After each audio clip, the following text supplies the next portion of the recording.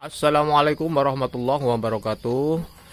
Para sahabat-sahabat ternak ayam budidaya makot BSF, seringkali kita mengikuti ambisi memulai suatu usaha tanpa memikirkan kendala-kendala dan rintangan-rintangan atau halangan-halangan yang akan terjadi nantinya. Begitu juga dalam budidaya makot BSF, seringkali kita menarget sekian-sekian kilo per hari, namun tidak memikirkan dari mana sumber pakan dan lain sebagainya. Ikuti videonya sampai selesai.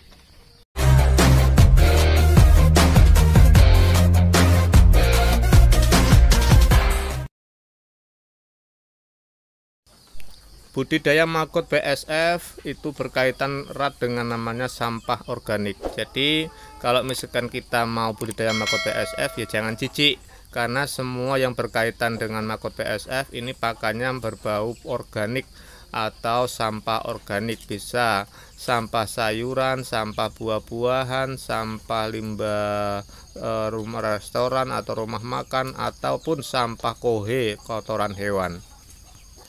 Di beberapa wilayah, terutama wilayah Jawa, ini sampah-sampah organik, terutama sampah restoran, sampah pasar, nah, ini sudah mengurangi atau sudah rebutan atau sudah kurang untuk pakan makot BSF. Kita patut bersyukur kalau misalkan sudah rebutan seperti itu atau kurang barangnya. Karena apa? Tujuan utama dari budidaya makot BSF sebenarnya awalnya dulu itu untuk mengurangi sampah organik atau mengolah sampah organik. Dengan berjalan seiring waktu, budidaya makot BSF ini tujuan awalnya sekarang itu untuk pakan ternak, unggas, dan lain sebagainya, atau untuk suatu usaha. Namun kadang-kadang kita lalai dalam memikirkan sumber pakan, apakah mencukupi atau tidak.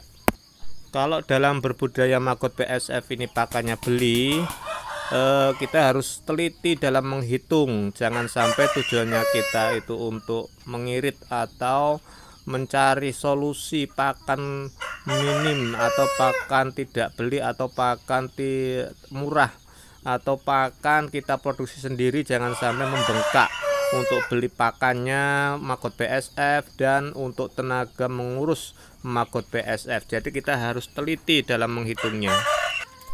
Jadi sebelum kita itu budidaya makot BSF dalam skala besar atau skala sedang, itu kita harus memikirkan sumber pakan makot BSF.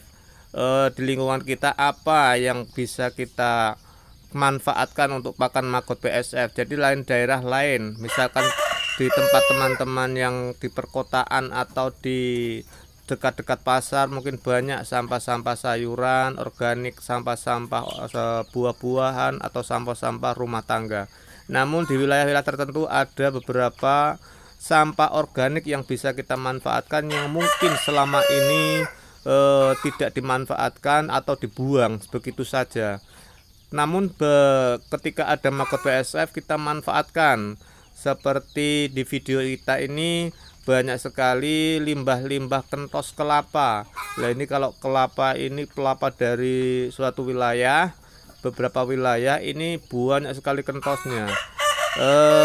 Jadi kita harus memikirkan, jangan sampai setelah kita budidaya makot BSF skala besar, namun pakan kita tidak memikirkan dari mana pakan tersebut.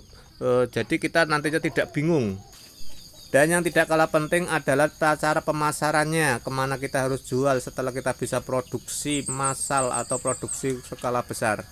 Kita sarankan untuk para pemula, ya kita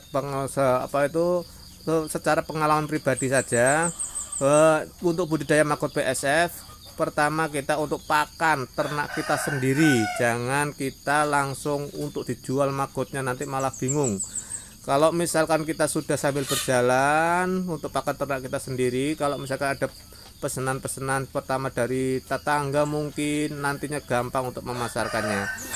Mungkin itu saja video untuk kali ini, berbagi pengalaman atau berbagi sedikit-sedikit pengalaman, mudah-mudahan bermanfaat. Sekian, wassalamualaikum warahmatullahi wabarakatuh.